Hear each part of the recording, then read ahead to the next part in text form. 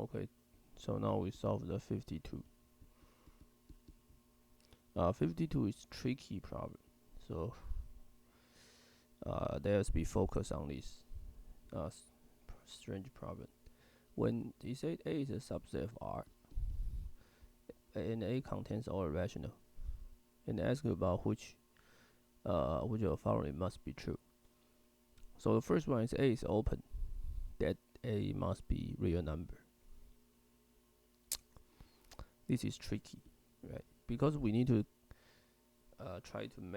we need to somehow add some points into the rational points, and then try to let A be open, and then see whether this will constrain A to be all the real number. Okay, but the answer is wrong because I don't know. Maybe you can guess. You can let A to be the all real number, but remove the square root of 2. So basically, this is this one, and the square root of 2 is here, and this set A is also open, because for each point you can still find a small epsilon ball, which all falls into A.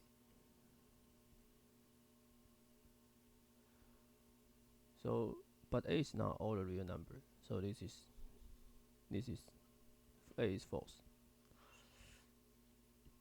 Okay, so B says A is closed and A must be a real number.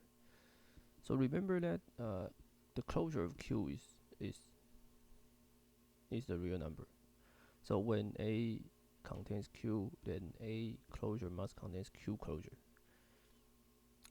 And then the Q closure is already a real number, so A closure is real number.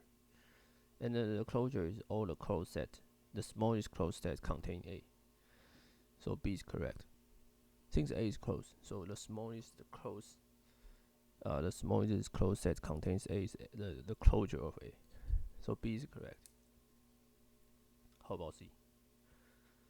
C is also tricky. Say that if A is uncountable, then A is real number. So we start from a rational number which is countable, and we want to add a lot of points to make it uncountable, but still not the real number.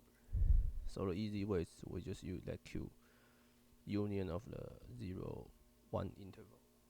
So basically, since 0, 1 interval is uncountable, so A must be uncountable, and definitely A does not contain all real numbers. So C is easy choice that you can easily get rid of it. D, if A is uncountable, then A is open.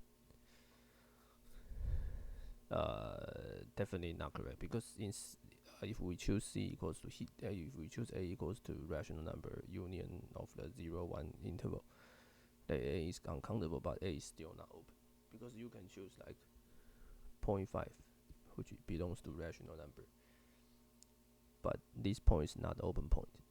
And the E says that if A is countable, then A is closed. So to prove E is not correct, we need to find some countable result, like some countable set A contains real number and A is not closed.